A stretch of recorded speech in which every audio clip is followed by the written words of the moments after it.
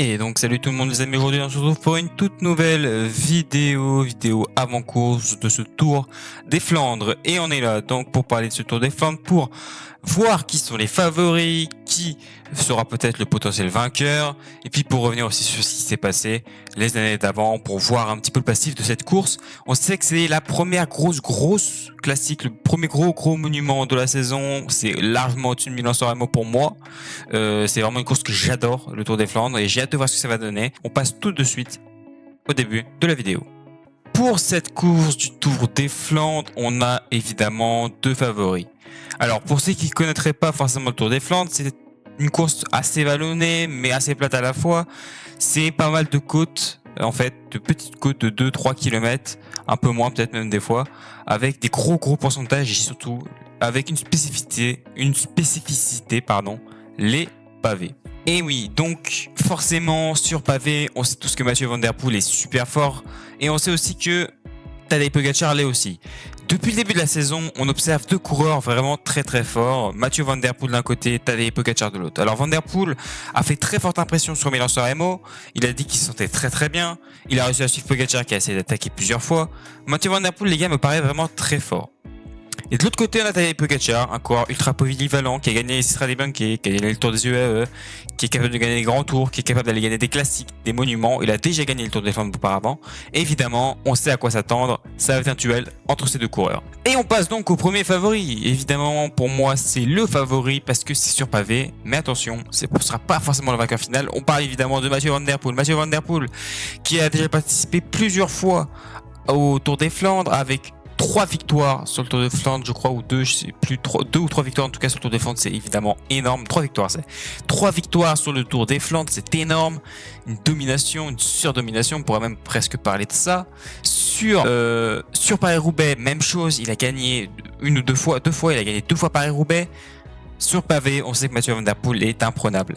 Sauf une année où Tadej Pogačar a réussi à le battre. Et attention, ça pourrait être ça la différence.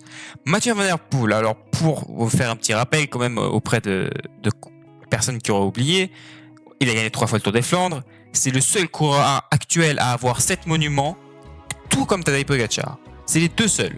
Et c'est le seul donc à rivaliser avec Pogačar au niveau des monuments. Et ça, c'est très fort, évidemment. Mathieu Van Der Poel, on sait qu'il axe énormément sa saison sur ces deux courses-là, Paris-Roubaix et le Tour des Flandres, sur Milan-San Remo aussi. Et cette année, il est en capacité d'aller chercher Milan-San Remo, le Tour des Flandres et Paris-Roubaix. Voilà, pour vous faire un petit topo, c'est ça. Il est capable d'aller gagner les 3 courses. C'est évidemment énormissime. Il est champion du monde, enfin il a été champion du monde, il ne l'est plus actuellement parce que c'est Tadej Pogačar qui est champion du monde actuellement. Il a été champion du monde, il a été aussi champion des Pays-Bas. Mathieu Van Der Poel, on sait qu'il est vainqueur d'étape sur le Tour de France, et j'en passe. C'est le favori de la course, ce sera aussi la même chose pour Paris-Roubaix, ce sera aussi le favori. Et moi je m'attends à voir un énorme Mathieu Van Der Poel sur ce Tour des Flandres, et c'est pour ça que j'en fais mon favori. On passe au second favori, et qui est pour moi un des meilleurs sur ce genre de parcours, si ce n'est peut-être le meilleur, Tadej Pogačar. Évidemment, on s'attend à le voir à un excellent niveau après les Strade Bianche qu'il a remporté après être tombé. Et oui, après avoir remporté le Tour des UAE, que c'était avant les Strade Bianche, mais après avoir aussi un très gros Milan-San Remo, fini 3ème. Il aura attaqué je ne sais combien de fois, mais il lui en fallait un petit peu plus pour pouvoir aller chercher la victoire. Moi, franchement, Tadej Pogačar, j'en fais mon deuxième favori. Pogačar a remporté le Tour des Flandres une année. Et oui, c'était en 2022. Si je dis pas de bêtises, il me semble que c'est 2022. N'hésitez pas à me corriger si je dis n'importe quoi, mais il me semble que c'est 2022. Il avait réussi à distancer Mathieu Van Der Poel dans une des côtes. Voilà, vous le voyez, sur pavé, on voit Mathieu Van Der Poel un petit peu plus en fond, mais c'est un peu plus flou, puisque la mise au point est sur Tadej Pogačar. Mais voilà, il a réussi à distancer Mathieu Van Der Poel déjà une année. Alors pourquoi pas une deuxième année? Pourquoi pas une deuxième année? Alors, moi, je le dis, ça va pas être facile pour Pogačar. Mais attention, Van Der Poel sur ce genre de profil, c'est très fort. Pogačar a déjà donc remporté une fois Tour des Flandres. Pour la première fois cette année, il va faire Paris-Roubaix et il a axé son début de saison uniquement sur les classiques. Il n'a fait aucune course par étape, mis à part le Tour des UAE. Il n'a pas participé à Tirreno, il n'a pas participé au Paris-Nice, il n'a pas participé non plus au Tour de Catalogne. Il ne participera pas non plus au Tour du Pays Basque. Même au Tour de Normandie, il ne sera pas là. Il axe son début de saison uniquement sur les classiques jusqu'à Liège-Bastogne-Liège. Après Liège, il prendra une pause et partira un petit peu en stage, je pense, notamment en stage de montagne pour préparer le Tour de France. Il arrivera à ce critérium de Dauphiné pour finir sa préparation, pour ensuite enchaîner sur le Tour de France. Voilà, c'est le problème de Pogacar un petit peu. Voilà, pour moi, Pogacar est un des grands favoris tout simplement de cette édition du Tour des Flandres.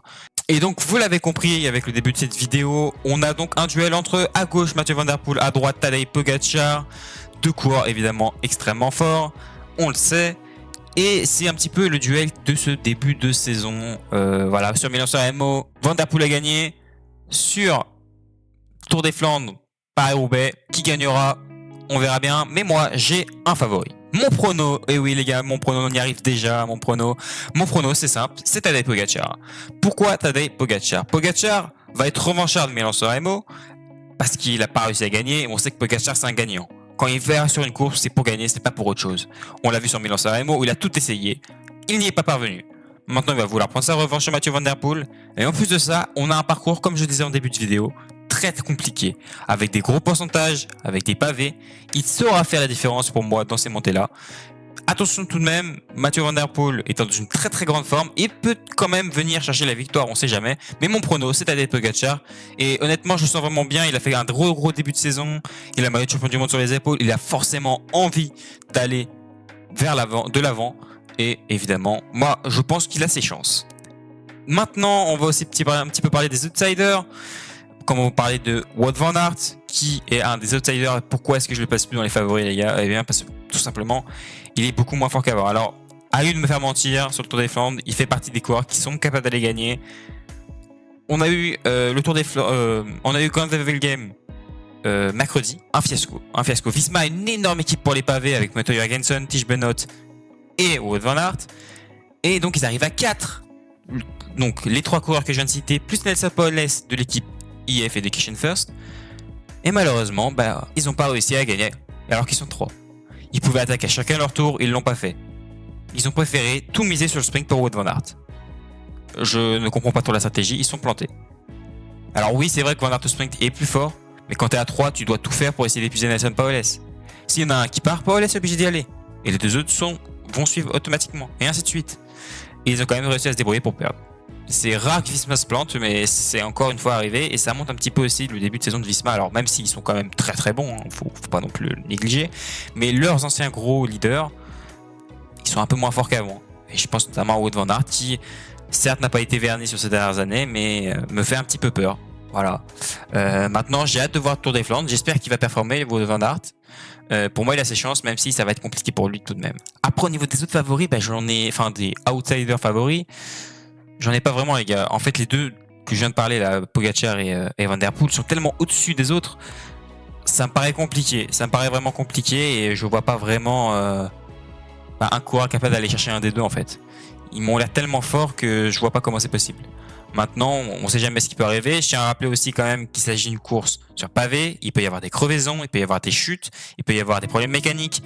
Surtout que s'il pleut, ça pourrait rendre le parcours encore plus compliqué. On a tous l'image l'année dernière de Van Der Poel qui fait, je sais plus quelle montée c'est. Je crois que c'est Kreuzberg. Il fait toute la montée en entier sur le vélo, alors que tous ceux qui sont derrière n'arrivent pas à la faire parce que le terrain est tellement glissant, et même Van Der Poel a failli tomber à un moment dans la montée, hein, tellement c'est glissant. Ça peut être aussi un facteur qui peut changer pas mal de choses au niveau de la course et aussi par rapport à Tadej Pogacar, même si on sait que les deux coureurs dont je parle sont ultra habiles sur un vélo. Voilà les gars, merci d'avoir regardé cette vidéo. N'hésitez pas à dire en commentaire votre prono à vous pour ce Tour des Flandres, à dire si vous êtes d'accord ou pas d'accord avec ce que je viens de dire. N'hésitez pas aussi à lâcher votre plus gros pouce bleu, à vous abonner à la chaîne, ça me fait énormément de bien pour le référencement. Nous on se retrouve dimanche prochain pour le débrief de ce Tour des Flandres. Sur ce, à ça peu plus. C'était Cycling Dream.